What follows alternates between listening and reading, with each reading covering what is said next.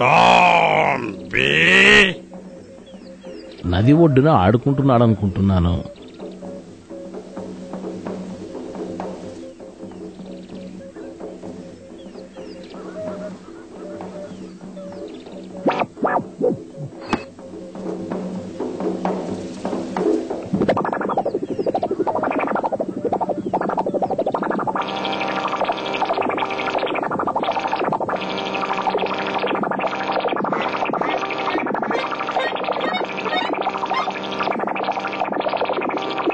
దేవుని వాక్యం ఏం చెబుతుందో వినండి.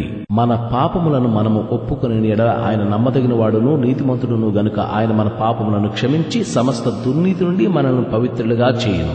చెడ్డ పనులు చేయకండి, భయంకరమైన దాస్యంలో చిక్కుకోకండి. మనల్ని దాని నుండి విడిపించడానికి యేసయ్య వచ్చాడు. అందుకోసమే ఆయన శిలువపై చనిపోయి సమాధి నుండి తిరిగి లేచాడు.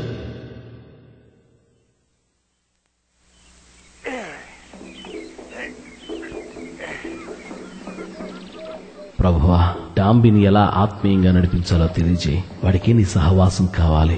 ప్రపంచంలోని ప్రతి అబ్బాయికి అమ్మాయికి నీ తోడు కావాలి. డాంబీ తన ఆత్మీయ అవసరాన్ని గుర్తిరగల వాడికి సహాయం చేతండి. ఆమేన్. ఇప్పుడు తాను వడిసెలతో కొట్టటానికి ఒకే ఒక పక్షి ఉంది, అది రాబందు. దానివల్ల కూడా ఉపయోగాలుంటాయని పాస్టర్ గారు చెప్పినప్పటికీ డాంబీకి అదేమీ ఎక్కలేదు. తనకు తెలిసినంత వరకు ఆ పక్షి వల్ల అంతా చెడ్డే జరుగుతుంది గాని మంచేమీ జరగదు. ఆ అబ్బాయి రాబందును కొట్టి చంపగలిగితే కనీసం వంటవాడైనా సంతోషించేవాడు. ఇప్పుడేం జరిగింది?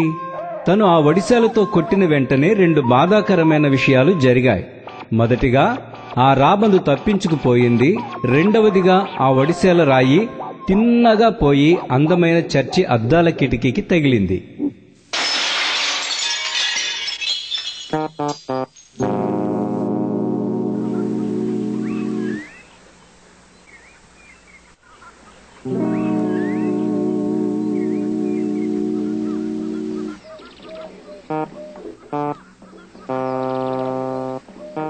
నువ్వు దాని విషయం బాగా తెలుసుకునేంత వరకు నీ వడిసెలను పైన పెట్టేస్తున్నాను. నా అనుమతి లేకుండా నువ్వు దాన్ని తీయకూడదు.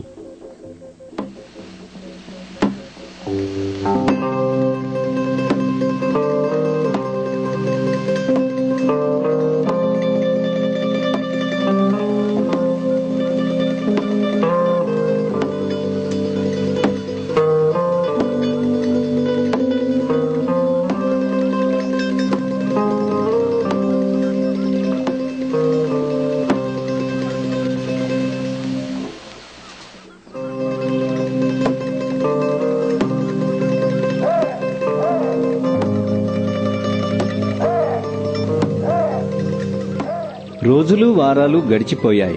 ఎంత ప్రయత్నించినా డాంబీకి వేరే ఆటల్లో సరదా దొరకలేదు. వడిసెలతో ఎంతో బాగా ఆడుకునేవాడు. అదంతా జ్ఞాపకం చేసుకుంటూ కూర్చోవటం తప్ప ఏమీ చెయ్యబుద్ధి కావడం లేదిప్పుడు. డాంబీ, ఇలా రా. ఒకరోజు చాలా ప్రాముఖ్యమైన విషయం జరిగింది. మొదట్లో డాంబీకి అదంత ప్రాముఖ్యమైన విషయంగా అనిపించలేదు. ఓ పని మీద నేను బోటెక్కి బస్తీ వెళ్తున్నాను. 1 నెల రోజుల వరకు నేను తిరిగి రాను. నువ్వు బుద్ధిగా ఉండాలి. వంటవానితో స్నేహంగా ఉండాలి. పనిలో సాయం చేయి. ఏమీ ఇబ్బంది పెట్టకు. ప్రయత్నిస్తా.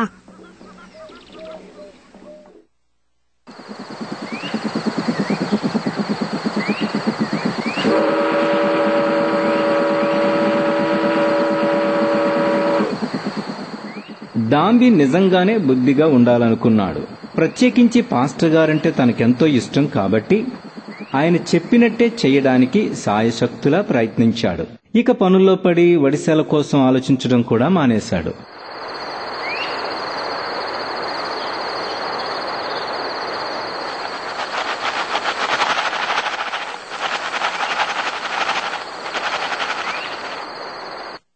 వంటవాడు డాంబీ చేతనే అన్ని పనులు చేయించాలని చూసేవాడు. అందువల్ల డాంబీ అప్పుడప్పుడు మెల్లగా జారుకొని నది ఒడ్డుకు గాని అడవిలోకి గాని వెళ్లిపోయేవాడు.